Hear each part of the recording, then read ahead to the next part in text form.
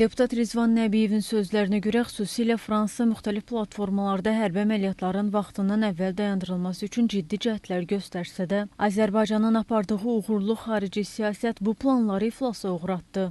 Xüsusilə Fransa başda olmaqla. Biz gördük ki, Fransa BMT Təhlükəsizlik daimi üzvü kimi bütün resurslarını ortaya qoyur ki, hərbi əməliyyatlar vaxtından tez dayandırılsın, bizim tam qələbəmiz təmin olunmasın və Təhlükəsizlik Şurası yeni qətnamə qəbul etsin. Fransa gördü ki, bu Təhlükəsizlik Şurasının yeni qətnaməsinin qəbul olması mümkün deyil. Onda Təhlükəsizlik Şurasının sədrindən bəyanatın verilməsinə çalışdılar. Bu da mümkün olmadı. Azərbaycan prezidentinin həyata keçirdiyi xarici siyasət kursu, atdığı strateji addımlar bütün qarşı tərəfi Fransa başda olmaqla yerində oturtdu və nəticədə Azərbaycan onun mövqeyini dəstəkləyən tərəfdaşlarla birlikdə, hansı ki bunlar Təhlükəsizlik Şurasının qeyri-daimi üzvləri idi, hərbi əməliyyatlar dövründə Azərbaycan beynəlxalq humanitar hüququn prinsiplərinə tam şəkildə əməl etdi. Həmin beynəlxalq humanitar hüququn prinsiplərinə tam şəkildə əməl etməyin nəticəsi idi ki, İspaniya və Almaniyanın iki şəhəri, Gernika və Pforzheimin şəhər şuraları birlikdə təsis etdiyi Gernika sülh və barış mükafatını Azərbaycan prezidentinə təqdim elədi. Baxmayaraq ki, hərbi əməliyyatlar dövründə Ermənistan hərbi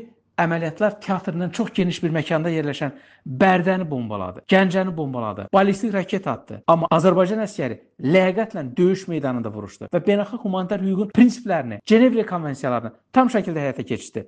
Deputat Rizvan Nəbiyevin sözlərinə görə, əgər bugün Azərbaycan prezidentinin təşəbbüskarı olduğu Zəngəzur dəhlizinin açılmasını Amerika Birləşmiş Ştatları prezident səviyyəsində dəstəkləyirsə, həmçinin Avropa İttifaqı Qlobal Bakı təşəbbüsü ilə Naxçıvanın dəmir yolu şəbəkəsinin müasirləşdirilməsini öz layihəsinə daxil edirsə, bu sülh gündəliyinin dəstəklənməsi deməkdir.